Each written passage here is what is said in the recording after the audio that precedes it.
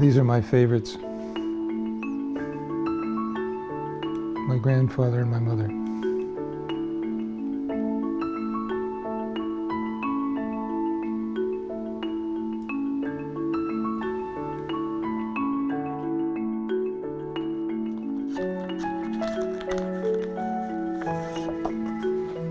Good God.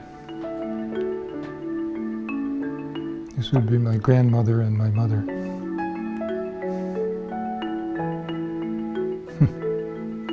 It's a long time ago. We were isolated by the LaSalle Causeway and the Rideau River, and it was like a world apart. Kingston was a world away. You would thought we were 50 miles from Kingston, but we really were right across the river. Barriefield always seemed to do really well in sports. We won at hockey, we won at baseball. I think my dad used to say that we were too miserable to lose or something like that. We're standing here about the center of Richard Cartwright's town site that he devised for the property he owned immediately north of the military reserve and very close to the activity that was going on Point Frederick with its massive shipbuilding program. The plan was devised on a system of 3 streets running north and south, 3 streets running east and west. The one thing that Cartwright didn't do was to name the town site. That didn't happen until 1820, when the town site was named after Robert Barry, who had newly come the previous year to look after the dockyard. Our great-great-great-grandfather was later the Honorable. It was Richard Cartwright. He came to the Kingston area in about 1784, and at that time, because he was a loyalist, he was given about 3,000 acres, most of which was on the east side of the Cataraqui River. And one of those farm lots he subsequently subdivided to become low-cost housing for the workers at the Navy dockyard, which was where RMC is now. He made a lot of money in his business of transshipping goods from the Great Lakes, from Lake Ontario, down to Montreal and beyond. Now the stuff was carried by small boats, bateaux, down the rapids of the St. Lawrence, and I am told that there was a bit of a problem with the shipments of goods upstream, because besides the manufactured goods, these included whiskey and brandy, and we were told that some of the bateau people were quite entrepreneurial and drilled little holes in the whiskey casks and drained some of the whiskey out and refilled the casks with water. Now, Whiskey Island, which is just downstream from Barriefield, got its name apparently because it was a key, shall we say, offloading point. These are individual glass negatives. Now, a lot of the ones that were in here, my grandfather was great at taking individual pictures of relatives, especially his daughter, my mother, there are multiple pictures of, these are the smaller ones. These are the larger ones.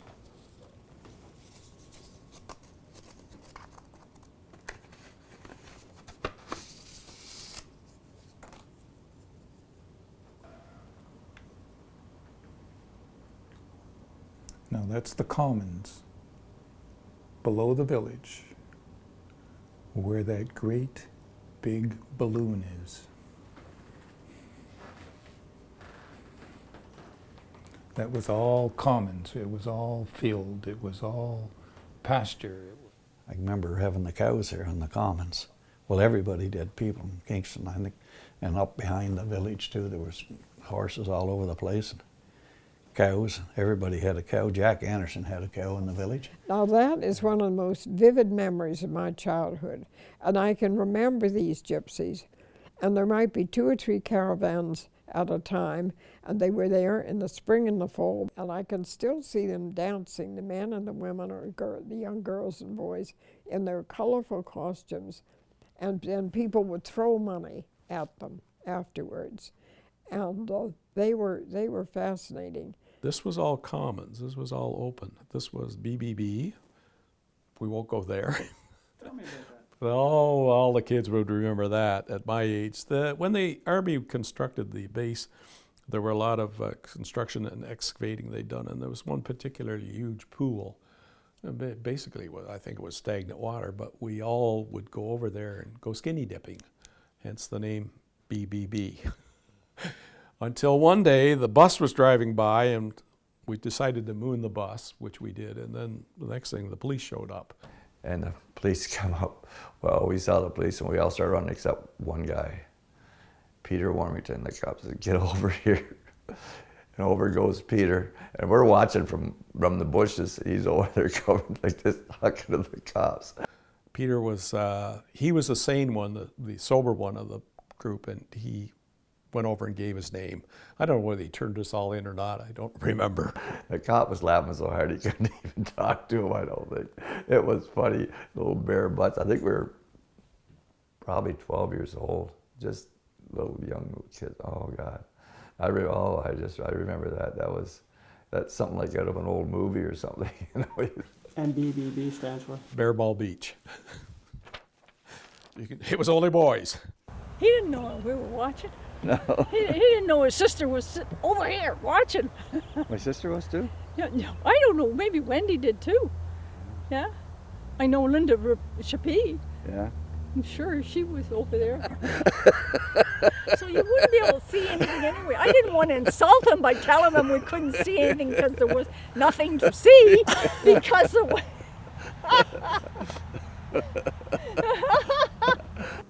What do you got there? Now, there's some of the kids that I went to school with right there. That's Kenny Keys. That's me there in the background. I don't know if I got their names on or not. I can read them off. Okay, well, that's Kenny. I know whether that was his first job. He come there as principal. There's Bob Ogilvy sent front and center. Yeah, yeah. I'd have a tough time perhaps, though. There's young Gretel Gray right there, and Barbara Hess right beside her, and Bob Ogilvy. Get a few of them. There's Mary Cadieux right there in the back. There's Wally Suds right there. That's another one. As soon as I saw him. This road you see here was on the military property, and to show that this was military land, they had these markers, surveyor's markers, stone markers with the letter MR on them, and I assume that the MR stood for Military Reserve. The Canadian Army was small until the beginning of the First World War, when it of course increased in size considerably, and by early 1915 there were 30,000 in the Army, and they needed to be better organized than they had been. So they were put firstly into battalions, then into brigades, and finally the 4 brigades into what became known as the 1st Canadian Division.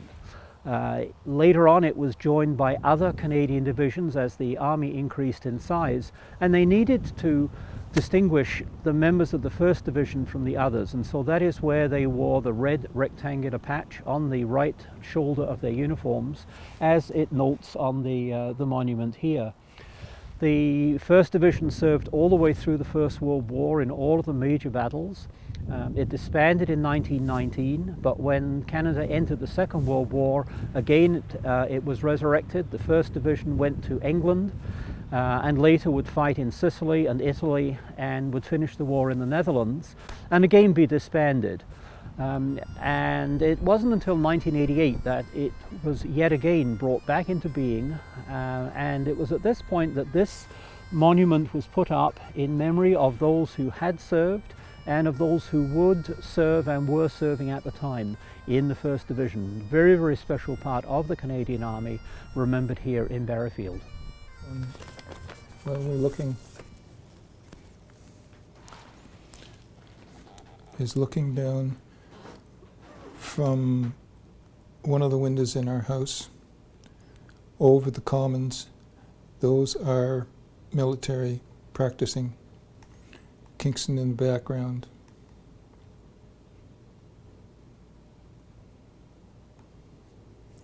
And this was called the Bay. At the bottom of the hill, there's a roadway goes in there to the lake. Okay? Yep, that goes into Green Bay. Yeah. And these would have been the places that we lived in. I'm not sure when we moved out, we were the last ones to go. Well, when that was, They Brittner had to kick us out. We were the only people left down there. There's a wife and me and late 60s the kids. maybe, or maybe late 60s or early 70s. They were all on a 100-year lease, all those properties down there, and then when the lease come due, the government just bulldozed everything. Just bulldozed all those houses. Yeah. The whole bay of the village is gone. There was a lot of people that lived down below the hill there, and all those houses have been taken out. There's bought over by the army base. A lot of those houses have been removed. The houses that were down there were pretty much taken down and new ones put up. A lot of new construction. So it's changed a great deal. When my wife and I and children moved here in 1978, there were still boathouses like this one on the waterfront, but they stretched north along the river. And that's because Barriefield was a place where there was a lot of maritime activity. And the river, of course, was very, very busy. You had small steamships going up to Ottawa via the Rideau Canal. There were rafts. This is much earlier than 1978. We're now back at the end of the 19th century. There were timber rafts coming downstream. Some of that timber and logs provided the material needed for the shingle mill that was located at the end there at Green Bay Point. So sailing vessels, small yachts, steamships, boathouses, boat builders, 2 taverns up on the main street. This was just a very, very active place. Lots going on in Barriefield. So 2 years after this house was built in 1818, it was turned into a hotel. It was called the Richmond Hotel. It was the first hotel in Barriefield. And the reason they had a number of hotels actually in Barriefield was that travelers coming from the east, from Ottawa, Montreal, who were arriving later at night would have stayed the night on this side of the river before taking a boat across the next morning. And so they had an advantage that they could provide accommodation on this side of the river for travelers and tradesmen going into Kingston. And this would have been back in 1820 before the Penny Bridge was built, so you'd have had to be ferried across. To get across the Cataraqui River, originally there was a number of ferries. The road transportation, however, required going to Montreal Street, or Montreal Road as it was called at the time, because that was a connection that led to a road network that went all the way to Montreal, crossing at Kingston Mills. As the dockyard and the military establishment on Point Henry, at Fort Henry, developed, and as Barriefield developed, it became increasingly important to improve the transportation across the Cataraqui River. There was a series of proposals in the 1820s to construct a bridge, culminating ultimately in a bridge that was constructed here and opened in 1829. It was known colloquially as the Penny Bridge because it cost a penny for a pedestrian to cross the bridge. St. Mark's Church was founded in 1843 by a group of local inhabitants, some from Barriefield and some from the local area. The reason for them founding a church was the only Anglican church available to them at the time was St. George's in Kingston, because they had been attending a naval chapel down at what is now the Royal Military College, but it was closed. And so they had to go all the way to St. George's, when it meant crossing the bridge, which was a toll bridge. So they had to pay to go to church. So it seemed like there was enough people over here probably to found a church and avoid the travel. So they met in a tavern, as a matter of fact, in Barriefield, and formed a group and a building committee. And quite remarkably, within a little over a year, they raised the money, built this church, and opened it in July of 1844, which is kind of interesting because it's exactly 30 years after the founding of Barriefield itself. On the rise of ground behind me, right behind St. Mark's Church, is the location where the British planned to build Redoubt Number 2, one of a series of redoubts that the British conceived in 1829 to defend Kingston from potential American attack. After the War of 1812, they saw that the fortifications that were built during that war were very ad hoc and not comprehensive enough to defend the city from attack from all sides. So the plan that was evolved through the 18-teens into the 20s, finalized in 1829, conceived to have these 6 redoubts and several towers. On the east side of Kingston, over here in Barriefield, and on Point Henry, and on the west side of the town, west of where the settlement was. 3 redoubts over there, 3 redoubts here, and the towers as well. During the War of 1812, which ran from June 1812 up to Christmas Eve 1814, the Royal Navy activity here was really quite phenomenal. There was, by the end of the war, literally thousands of people would have been associated with this dockyard. They were building larger and larger warships here in what was originally Haldeman Cove and then became known as Navy Bay. Frigates, 50, 40-gun frigates, and then eventually the first-rate ship of the line, the St. Lawrence, with 102 guns. Just an enormous ship. It's amazing. We're looking at the place where the largest wooden ship built by the Royal Navy during the War of 1812 was launched, HMS St. Lawrence. By the end of the war, the dockyard, which was here on Point Frederick, now the home of the Royal Military College, had over 3,000 people working. There was not much future. The war was over. By the start of 1820, we were building a store shed for the pieces which needed to be maintained.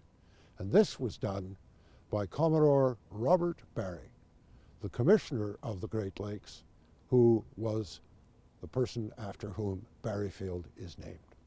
This is a picture of James Knapp and Sons. We're on the very site where this boathouse existed. And you know, the image itself is just full of activity, even though the boss is here, is just standing around keeping an eye on things. In the background is a beautifully crafted yacht, well varnished. It's got brass portholes, scuttles. And in the foreground, you've got 2 fellas here who are building a mast. And that's quite a skilled piece of work. So the village established a reputation for boat building, and you might wonder, how did that start?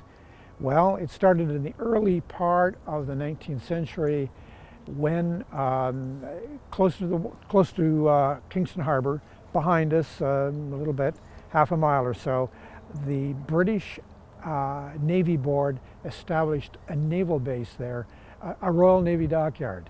And the Royal Navy dockyard employed a lot of shipwrights, men who had a talent for building not only small craft, but also for building big ships like the St. Lawrence, for example, the 112-gun man of war. Well, they had to have a place to live, and many of them lived over close to the Royal Navy dockyard, but quite a few started establishing themselves in Barriefield.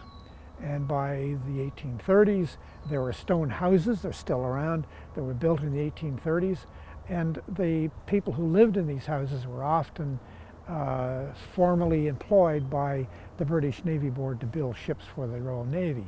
So that's a tradition that goes way, way back. We're standing here on the edge of Green Bay, which in many ways was the heart of Barriefield. There are many things went on here. It's along the shore here that many of the boat building establishments were located. As well, during the 1830s, 40s, and 50s, the Barriefield Regatta was held here with their rowing competitions, which the boat builders were quite interested in, of course. And then in 1843, a chap by the name of William Hunt, with his partners, built a sawmill out on the point, on Green Point, and for a number of years operated that sawmill. His mill operated for 3 years until 1845 when it burned. It opened again in 1846, so probably wasn't damaged too much, but Hunt gave up the lease to Martin Strawn in 1847.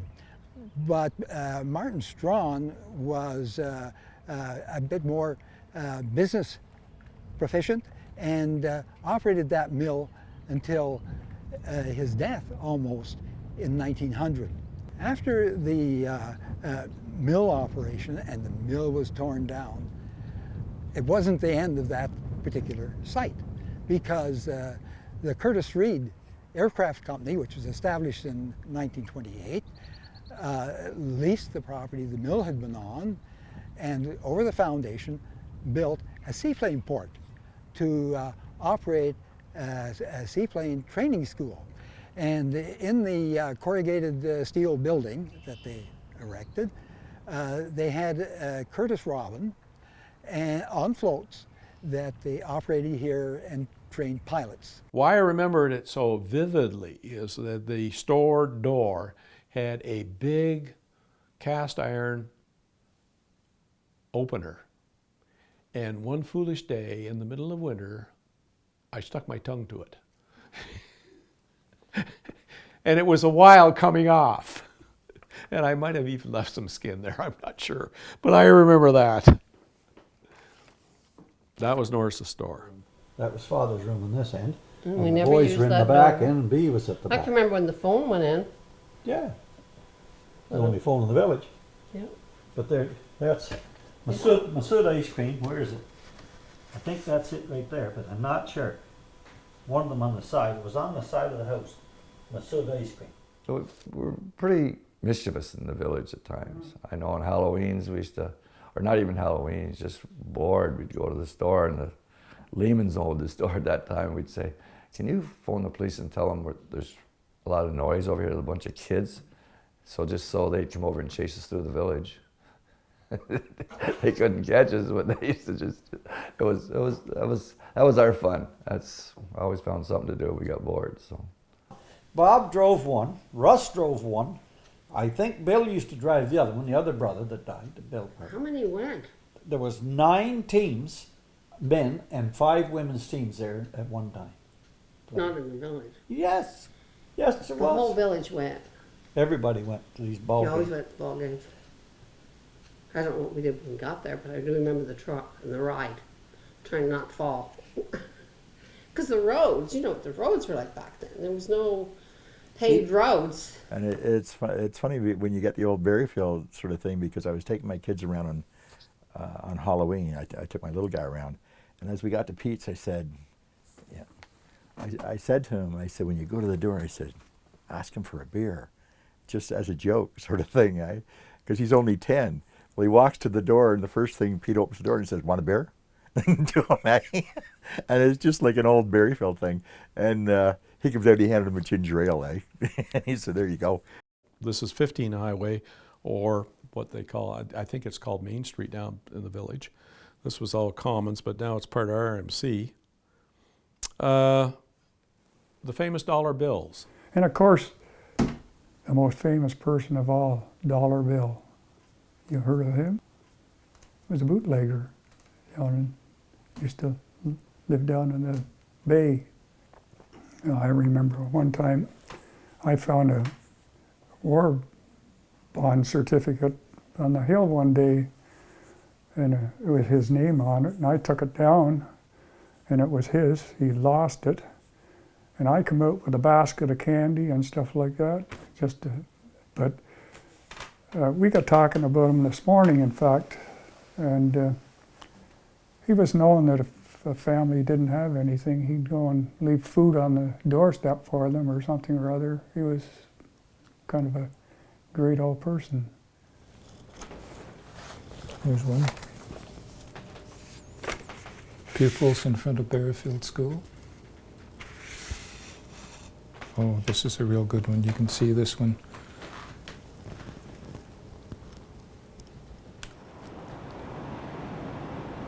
I'd been one-room schools, 2 of them here on Wolf Island, but then when we came to the to Barriefield Village, we had a very large one-room school with an oversized cloakroom, but that served for 3 teachers. Today it would never be allowed by any regulations, particularly safety, fire, etc. But I had the morning session in order to accommodate all the children.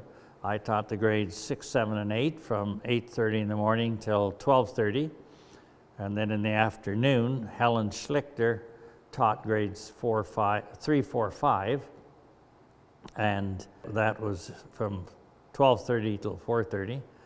And Rita Kelly taught the grades 1, 2, and 3. And they were all crammed into the cloakroom.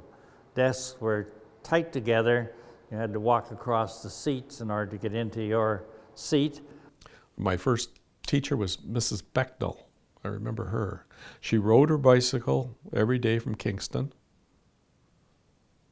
She was a tall, well, of course she was tall to me because I was short, but I think she was a tall woman.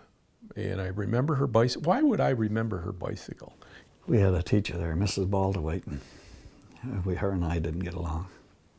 Anyway, she'd get mad and she'd get the teacher in the little room. I think Bechtel, her name was Mrs. Bechtel. Man, she could lay the strap on you, and she'd get her to strap the kids. So Elf and us went over one day, stuck the strap and cut it all up in little pieces, put it under a flagstone over behind the Barriefield house. And of course, Audrey seen us doing it, and she let the cat out of the bag on us.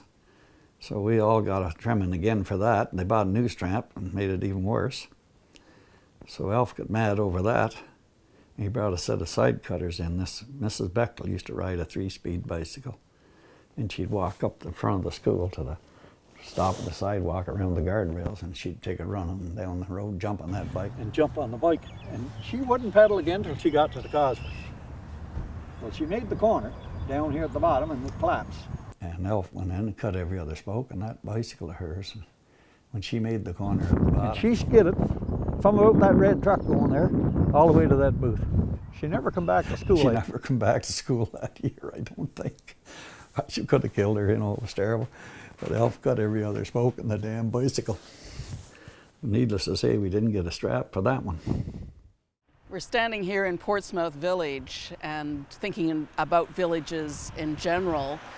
One of the interesting things about villages like this is the buildings are tight against the street, and that was partly in order to gain the advantage of the backyards. So backyards were needed for stables.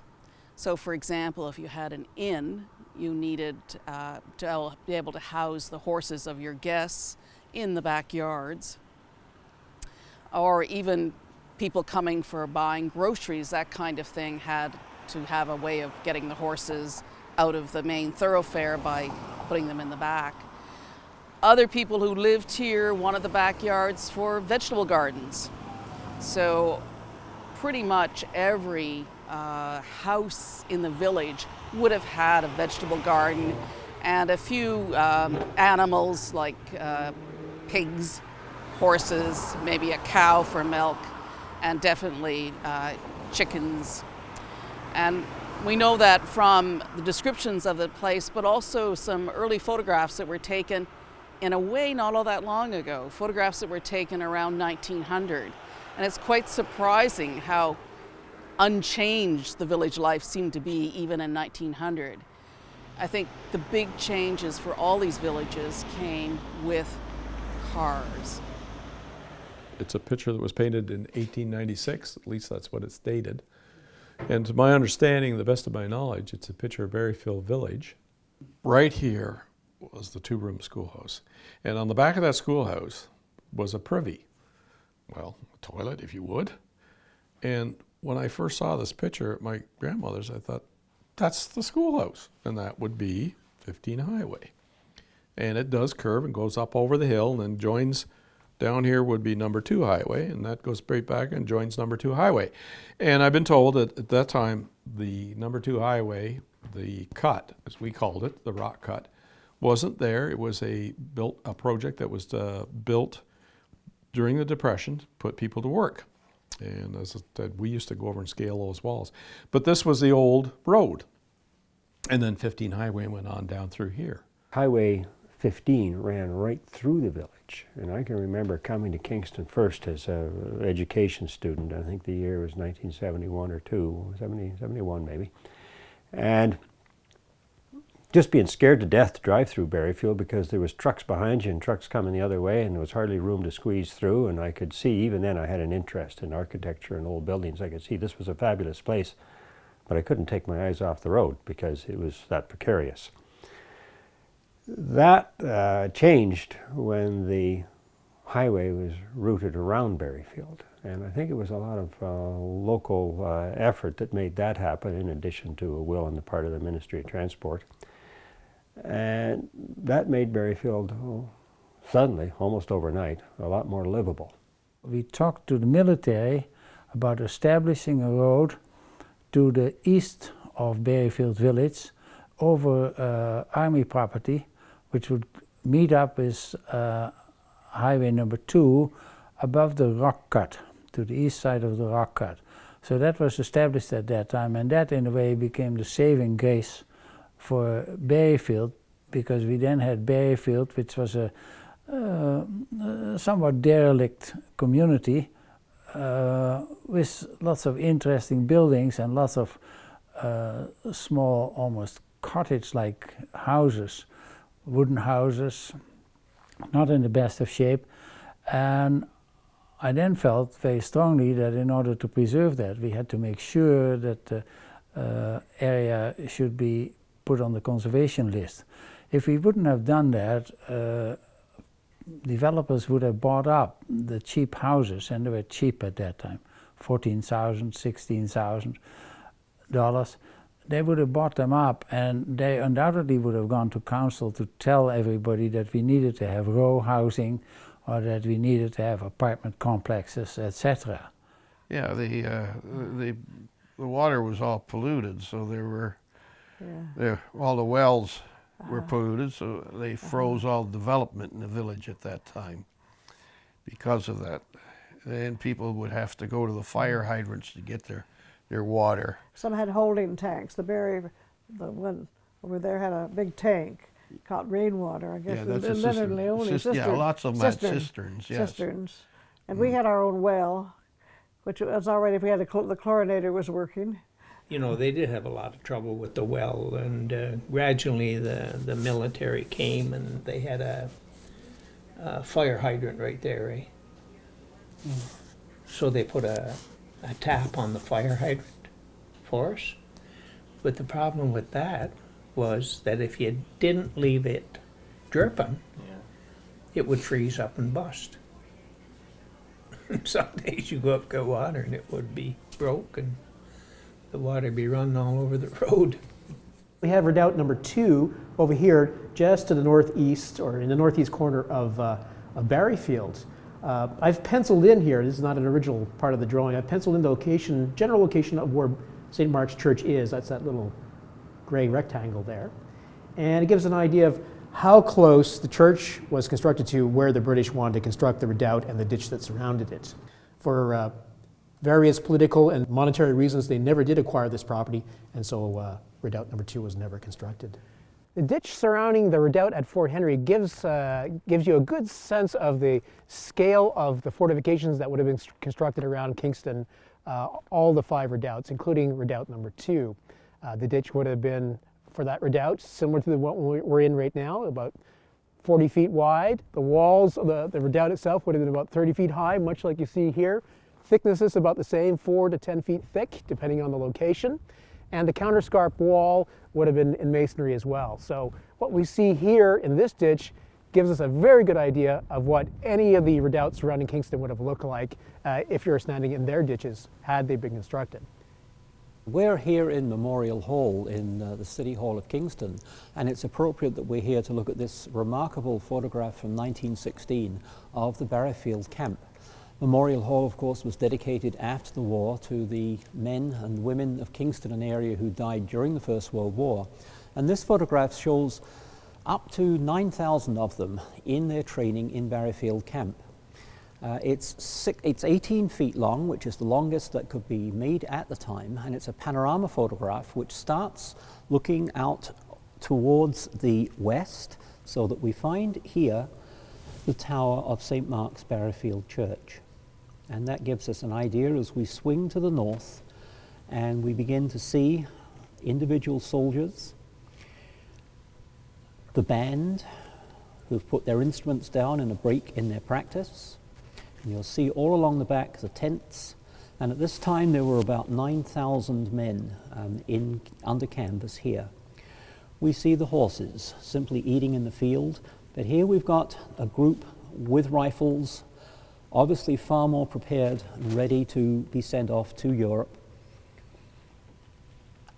And we know that this is just a regular day because here we have a gentleman carrying a plank of wood, something else being carried, and further along here we find a group of people carrying until we find where we are building in the area here. We've brought the photograph back to close to the point where it was probably originally taken. We're guessing that there was a water tower here and in 1916, and certainly there is one here today in 2015, probably on the same spot. And interestingly enough, we're now surrounded by Canadian Army tents, just as this field would have been covered in 1915 by tents. One of the interesting things is what these 10,000 people did in their spare time. There are no fences around the camp, and obviously after a hard day's work they would want some relaxation. They wouldn't go to the east, they would go west, they would go down through Barriefield and on to Kingston, and that sort of number of people, even a small part of them, would just overwhelm the village of Barriefield. And yet we have no reports in the newspapers, a very, very few, of poor behaviour, of citizens wanting to keep the soldiers out of the village or out of the city of Kingston.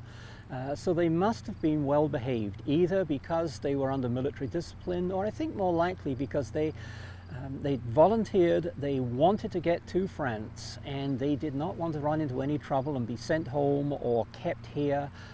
For the most part, it was a very, very disciplined group. And yet one just wonders what an evening in Barriefield might have been like. These two women rented Jack Anderson's boathouse down there. And run a prostitute ring down here. And I'm not exaggerating. There was a route march in here, the soldiers coming down. They were lined up from that boathouse. They were out on the corner the one time I come down here. Yeah, she was quite a thing. They run her most of the summer there. Well, cold weather, I think, put them out. Yeah, this was quite a notorious town right here, this part. If these people knew where they lived, they may not want to be here anymore. I don't know, maybe they do. But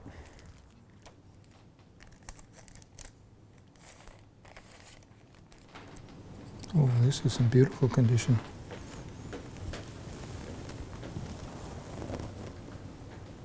The church has had a long association with the Royal Military College. Now, the college was formed in 1876, some time after St. Mark's, and for many years the students used to march here, the cadets, and come to a service at least once a year. But something had happened, which is a rather interesting story. The church had a bell in its tower, but it wasn't a very good bell. And the parishioners knew that there was a very good bell over on the site of the old naval dockyard. Now, that bell had been there probably for 50 years because the Navy used the bell to tell the time. Well, this is the well-known Bartlett print of Kingston from the heights of Fort Henry Hill. Somewhat exaggerated, but nevertheless interesting in that it shows considerable amount of detail.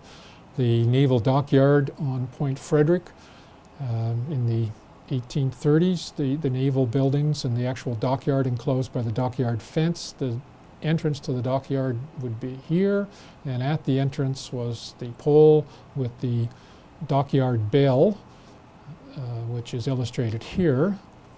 Would have been hanging there throughout the existence of the dockyard. And when the Navy ceased to run the dockyard, they just left the bell there. So the parishioners knew about this, and they went to the local member of parliament and said, do you think we could have the bell? Well, he happened to be not only the member of parliament, but he was also a parishioner of the church, and he said, oh yeah, you can have the bell. So they took the bell and had it mounted. It was a very nice bell, and so that was in the church from about 1871. Well, comes along, RMC is founded in 1876, and 100 years later, in 1976, they're celebrating their centennial, and somebody said, we used to have a bell. Well, after a bit of historical research, they suddenly found out the bell was in St. Mark's Church. And after a bit of negotiation, it was agreed that the bell would be given back to the RMC, the original bell, and as a part of a sort of a gift exchange, they presented us with one of their colors, which is mounted on the wall over here. So our St. Mark's has a retired color of the Royal Military College of Science. Tell me what your reaction was when you first saw this photograph. Well, I thought he was kidding. I didn't believe for a moment that this was the house that I just bought. And it wasn't until I called him that he convinced me that this was indeed the house that I'd bought, and that it was going to look a lot better. He guaranteed it would look a lot better when he fixed it up. But I was quite surprised. I was a bit annoyed as well, because I thought he was, first of all, I questioned whether he really knew what he was doing. And secondly, I didn't see it. He had the vision that what if this could be. I certainly didn't. I just looked at it initially thinking I've just thrown away, X amount of dollars on something that I'll never use or never see a return on. I think probably if you go out in the country and other little villages, Lyndhurst or someplace, it'll be the same. It'd be the same, and I think they're probably still close-knit like the village was, because they haven't expanded like the village has, so. I just can't believe the change over there. God, I go through there now, it's unbelievable. I haven't been back to Barriefield in years. Years. I would rather remember it the way it was than what it is. It was turning, I use the word Yuppieville, but there were people that were interested in just preserving the heritage. For us, it was old. And it wasn't heritage, it was just old. You got to make it new.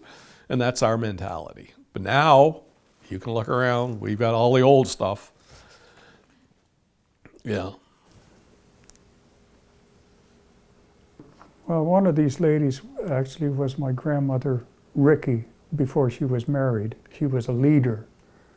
Kind of think it was this lady, but I'm not 100%.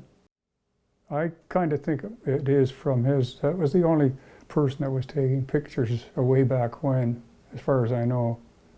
I don't think there was anybody else, but it was basically a hobby he had. I think a lot of people are drawn to Barriefield because it's so beautiful. One of the things about Barriefield is it's an aggregation of interesting historic architecture in a distinctive cultural heritage landscape. It's quasi-rural, so no one house is all that amazing. None of the houses are really very grand, but the collection of houses in this setting, bordered by the Cataraqui River and what was agricultural land outside, makes it quite special. It didn't look at all like many of the other parts of Kingston, and in some respects it seemed like an old English village, a little bit like Salem in Boston, a whole mixture of heritage components. And I drove all the streets in about 7 minutes flat, and there was one house for sale, and this is the house we're in now. We looked at the house, took the number of the real estate agent, phoned her, and stayed until we bought the house. And then we continued to Quebec for Christmas. So fairly quick decision, but as it turned out, quite a wonderful decision, because we really didn't understand we were living in a heritage village, or we would be living in a heritage village. And it was interesting to find out the extent of that and the depth of what that really meant. There are bureaucratic hoops that you have to jump through living in a designated heritage village or a heritage building. And those hoops they can also be very expensive. So for example, if you wanted to change your windows, put new windows in, you would have to go to the Heritage Committee and present your proposal, and they would talk with you about it, and they might require that you put in a certain type of windows that, you know, have certain features that are consistent with the era of the village or the building. And you will have to go out and perhaps get those windows made specially, you know, if that's what's required.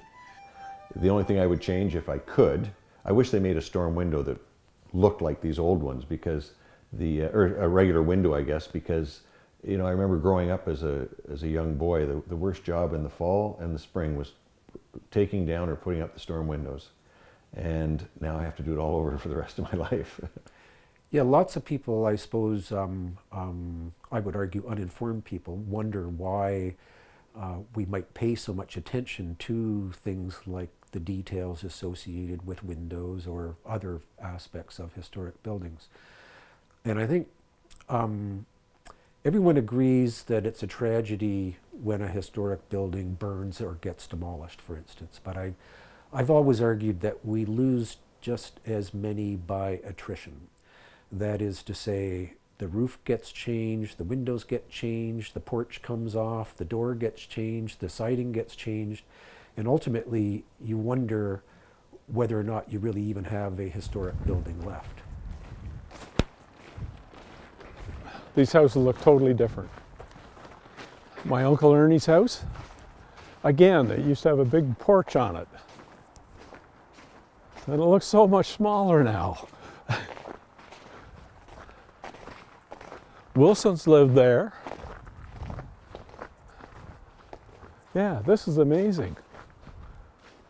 It looks so much different. It had a big veranda that went across the front, came out almost to here, and he had the big stuffed billy goat on the veranda. He was a barber, and Ernie played the saxophone on Christmas, and we would go around the village and carol. Sears lived here. I'm not too sure the house is not wider. I was living, however, in Pittsburgh Township, and I approached the council of Pittsburgh Township to make sure that we also had a heritage preservation committee here in the township, and that was established. And I was one of the early members of that committee, but there were other people very important in that committee here in Pittsburgh Township itself. But ultimately, that led to the preservation of Barriefield as a conservation heritage district, which was the first one in the province of Ontario. Well, I think when we look around us and we see sort of real historic buildings, in terms of their value to the community, I think these things are touchstones for people to the past in such a way that you know, Disneyland would never be. But the whole notion that we can walk the streets of Kingston or maybe the streets of Barriefield and see historic properties that have been here for a couple hundred years, and the people that have walked the same streets and walked in and out of those doors have been witnesses to the War of 1812 or the 1837 Rebellion, or their son marched off to the Boer War or the Great War or the Second War. I mean, all of these things, I think, contribute to a cultural landscape that is very important. And it's one of those things, unfortunately, you don't know what you had till it's gone oftentimes. I think people take it for granted. It's too, in a way, obvious and easy to think in terms of, yes, we're going to save the churches, the town halls, the houses of the rich and famous and powerful. But those rich and famous and powerful built their fortunes on the backs of laborers, and this is where they lived, in places like Portsmouth and in Barriefield, and of course scattered throughout the city of Kingston. I spent lots of time, as everybody in Barriefield does, having walks and looking at the old houses, and I don't think you can live here and not now and then try and imagine what it was like 20 years ago, 50 years ago, 100 years ago, 150 years ago, because the buildings just cry out almost with their history as you walk through the streets. Yeah, apparently when the house was renovated, they found the foundations to the old log cabin there. So as that was his secretary, I think he probably did go there. That's what I was thinking anyway when I was told that that's where his secretary lived. So I was imagining that he probably did walk along there because he was quite fond of port. So if he had a port companion, I'm sure he would have gone there. Barry was absolutely the right person at the right time in Upper Canada. He was absolutely perfect. He was self-confident. He had strength of character. He apparently had a great sense of humor. He liked parties. And of course, in his earlier, younger days, he was known as a wild man. He loved women. He gambled. He had a great time. But when he was aboard ship in command, eventually, or a supernumerary officer aboard a vessel, he did his job in a very diligent way. So when he showed up for this shore job, he just took everybody by storm. They loved him. And I found out how this place ended up in our family. Yeah, the veranda was a lot different. It was more enclosed. But yeah, there is, it's, I guess it's because the streets are that much wider. The fence used to be out farther. And I think there's more front yard than there used to be this way. We used to park the car on the other side. That was my Uncle Dick's house. That was the one we renovated, my wife and I. And that was my mother's as well. We owned that. I couldn't see over the counter from inside, and I couldn't wait to look over the counter. I remember when I could first look up, and I don't know whether they put something on the floor, but anyway, I could look over the counter then, the store counter. We had the telephone, and it wasn't a pay phone, it was just a Bell telephone. Everybody come here to use the phone. I don't know if there was many other phones in the village. And during the war, you had to have a license for a radio. And we had a radio in there, and of course, not too many people had them. And Mr. Hewitt used to come up there. We'd be listening to the Lone Ranger or the Squeaking Door or something like that. And of course, he'd come up and turn the damn thing to the CBC, to war news. We weren't too happy with that, Mary and I. Well, I think we are all lucky who live in Kingston to live in a city this old and with this kind of heritage and character. It's a curious twist of history, I guess, that history passed Kingston by, and that the capital was ended up being in Ottawa and the provincial capital's in Toronto, and in many ways Kingston was unimportant, and thank goodness, because that means we have quite a collection of interesting heritage buildings in the downtown and in the rural areas around it, as well as in Barriefield. So I really think that Barriefield is Kingston's heritage village. It's a place that all of Kingstonians should enjoy, and indeed they do. They come here for Sunday drives and walks, for runs, for cycling. And I think it's appropriate for everyone to feel a sense of stewardship and pride in this village as a part of the heritage fabric of the city as a whole. Part of the notion of a village is that, I mean, a village isn't really a village unless there is the absence of residential areas around it. So almost like an island, it depends on the sea in order to be an island. Otherwise it's, so a village, in order to be a village, needs the absence of the village around it in order to sort of preserve that notion. The deer like to sort of sleep in this area. I can think of parts of big cities. In Toronto, for example, where I used to live, there's an area called a village, and yet it's right in the heart of a big city. So it's hard to think of that as a village when it's, you know, there's no real boundary, there's no end to it. So having the absence of building around helps define gooseberry bushes in our garden over there. what the village is. This rose bush is just laden with rose hips. Look at how red and bright and beautiful they are. Beautiful in the fall. It was beautiful in the spring when you came down the path, and all of a sudden there was a rose bush covered with blossom. Single blossoms, I don't know what kind they were. There was also honeysuckle mixed in with it. And you can see in there are more rose bushes. Just beautiful. That's why I like working here. Everything looks so mixed up all together, not cultivated just as it happened. Now, I think if I had an overriding comment to make, it would be one that reflects the opinion of a current Lac-Ac resident, my good friend Craig Sims, who wishes to remain nameless, so that'll be up to you whether you edit this out or not, who said that the right things will never happen in a heritage conservation district as long as the authority to make decisions on the built environment in a heritage conservation district rests with local politicians, and that these kinds of decisions and guidelines should be formulated and made and enforced at the provincial level. That way it takes some of the neighbor versus neighbor out of the equation, takes some of human nature out of the equation.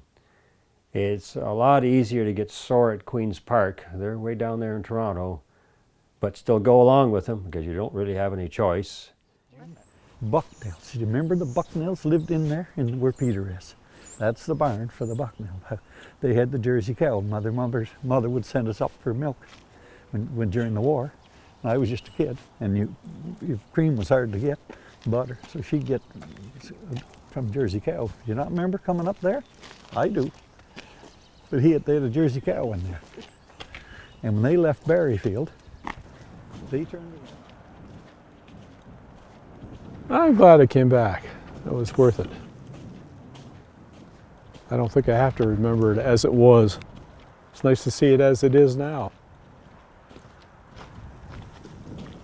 The yards even look smaller. Like I think at the time too, Barriefield wasn't just a place to live at one time. Everybody thought it was the slum of the world, but now everybody wants to live there. We always said it was the Capitol Hill because it was the best place to live. Summertime was always cool up there. It was hot in Kingston, but it was always cool up there. No, it was a great place to be raised and live. A lot of good people come out of that village. It's a picture taken from our boathouse that was on the shore below the Knapp property. But yeah,